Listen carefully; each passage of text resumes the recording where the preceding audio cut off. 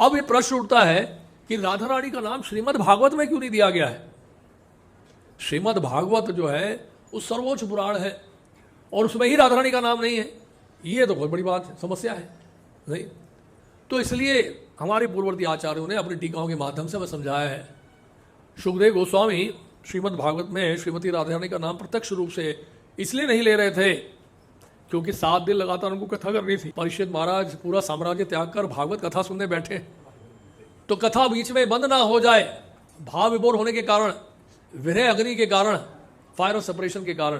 क्योंकि राधा रानी का जैसे ही नाम उच्चारण करेंगे सुखदेव गोस्वामी तो क्या होंगे, क्या बताया उनके लिए, वो अवस्थ चित्त हो जाएंगे। अवस्थ चित्त का मतलब है कि उसके बाद बोल नहीं पाएंगे, वो ही विल बिकम इनर्ट, और लगभग 6 महीने तक जो है फिर अचेत रहेंगे राधा रानी का नाम लेने मात्र से। तो भागवत कथा होगी कैसे फिर? तो परीक्षित महाराज ने साम्राज्य त्याग, सुखदेव गोस्वामी के शरण में आके बैठे हैं कथा सुनने के लिए। भैया ये बस हम अचेत हो गए हैं, आप बैठे रहो 7वें दिन तक, अब कथा नहीं होगी, या और किसी से जाके सुन लो। नहीं, परीक्षित महाराज तो सुखदेव गोस्वामी से ही भागवत सुनना चाहते थे। और तो और बृहद भागवतामृत में सनातन गोस्वामी ने भी यही बात बोली है। ये तो देखिए इसमें बताया ब्रह्म वैवर्त पुराण में, बताया जो 6 महीने वाली बात बताई हमने, राधा नाम मंत्रेण मूर्छा सन्मसिकी भवेद नो उच्चारेत मतस्पष्टम परीक्षित हित कृन मुनि ही। यानी कि कहने का मतलब यह है कि परीक्षित महाराज के समक्ष सुखदेव गोस्वामी भागवत कथा कर रहे हैं, अगर वो राधा रानी का नाम उच्चारण करते तो क्या हो जाते, मूर्छित हो जाते। वो 6 महीने के लिए लगातार मूर्छित हो जाते, फिर कथा नहीं हो पाती। ऐसा ब्रह्म वैवर्त पुराण में दिया है। और दूसरा बृहद भागवतामृत में श्रील सनातन गोस्वामी ने भी यही बात बताई है। वॉल्यूम 1 चैप्टर 7 टेक्स्ट 156 से लेकर 158 में सनातन गोस्वामी ने अपने दिग्दर्शनी टीका में ये बताया है। क्या बताया उन्होंने?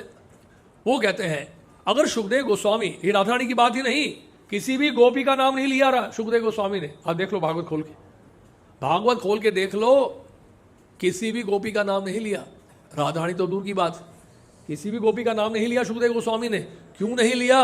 अगर वो लेते तो जानते क्या होता, विरह अग्नि में झुलस रहे होते। विरह अग्नि के कारण जो है वो अपनी सेवा के ऊपर ध्यान नहीं लगा पाते, कथा नहीं हो पाती, फिर देवा सेवा में ध्यान नहीं लगता उनका, और इसलिए किसी का नाम नहीं लिया उन्होंने, इसी कारण से। तो ये बता रहे हैं कि इसमें सनातन गोस्वामी दिग्दर्शनी टीका में।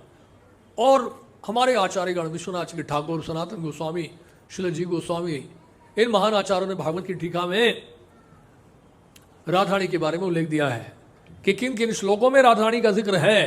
जैसे एक श्लोक है, बहुत प्रचलित श्लोक है, भागवत का 10वां स्कंद 3रा अध्याय 28वां श्लोक, अन्ना आराधितानूनम भगवान हरि ईश्वर यन्नो विहाय गोविंदा प्रीतो यम अन्यतरः।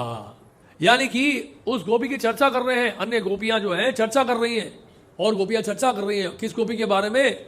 ये गोपी ने बड़ी श्रेष्ठ आराधना की होगी। This gopi is very very special and that is Shrimati Radha Rani. Raslila हो ही नहीं सकती बिना राधा रानी के। राधा रानी अगर रासलीला छोड़ के चली जाए तो रासलीला बंद नहीं। अभी तो सब हर कोई रासलीला करना चाहता है, लेकिन ये योग्यता है, अगर रसगुल्ला खाओ तो पूरा खाओ, नहीं तो मत खाओ। लीला सुननी है तो पूरी सुनो। सुखदेव गोस्वामी इसलिए रासलीला के प्रारंभ में ही बोल देते हैं कि ये भगवान की लीला है, ये लीला भगवान की है, ये आम आदमी की नहीं है, सामान्य व्यक्ति की नहीं है, ये भगवान की लीला है।